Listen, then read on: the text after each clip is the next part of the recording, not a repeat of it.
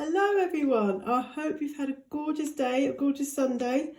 I myself had a brilliant day. I think I've gone and got myself sorted out my hair. That's another thing. Anyway, hello, hope you've had a gorgeous day. I am really excited to show you this another Flansburg method. This time is to do with subtraction. So I'm just going to go straight ahead and go with it. So I'm going to show you like an example for like when you're going off shopping.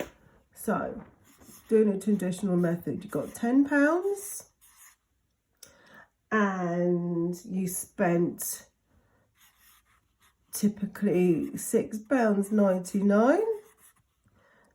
And the method thereof, what you do is you would cross that. I'm thinking about your place value.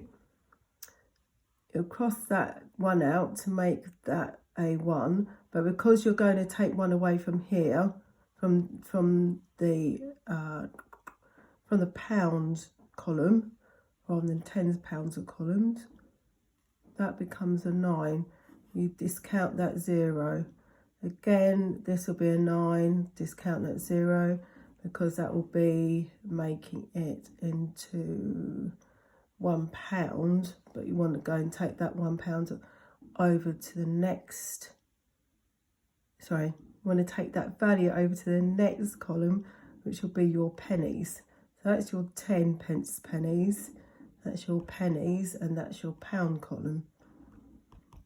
So now you can't take that onto the next one because we haven't got a fraction of a penny anymore. Used to in the old days before I was born, not saying any more than that. And now now you've got 10. Oh, didn't put the minus in because we're doing subtraction today. 10 minus 9 equals 1. 9 minus 9 is 0. And then 9 minus 6 is 3. That is your change that you're going to get back. £3 and 1p change. Okay, now I'm going to show you the Flansburg method. So you have to kind of go backwards before you, you have to go right. You have to go right before you go left. Let me show you this way. Now, first of all, the Flansburg method, you have £10, always take away 1p first. So first, take away or minus, we talked about this the other day, take away or minus or reduce your amount by 1p. So it becomes £9.99.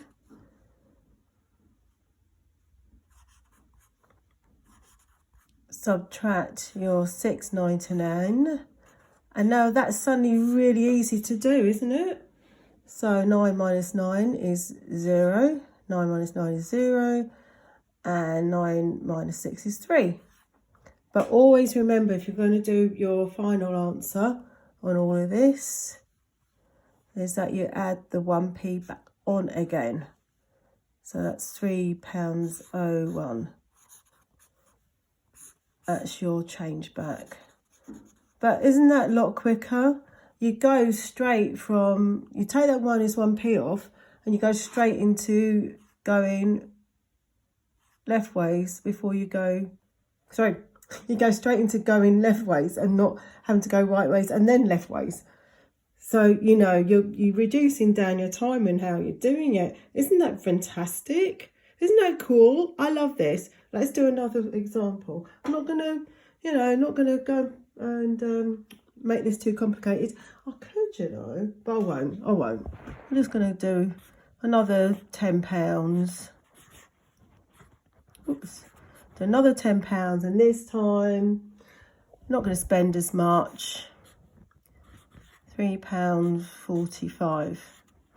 So doing it in traditional methods, make sure you put in that minus sign to show your full calculation. People sometimes don't put in their plus or minus or times, and then things get confusing because it's like, so what are you using? What's your operator? What's your super operator you're using? So you have to put that in. It's very vital to the whole of your calculation. So remember that we have to go left, sort out your place values before you go right and calculate everything.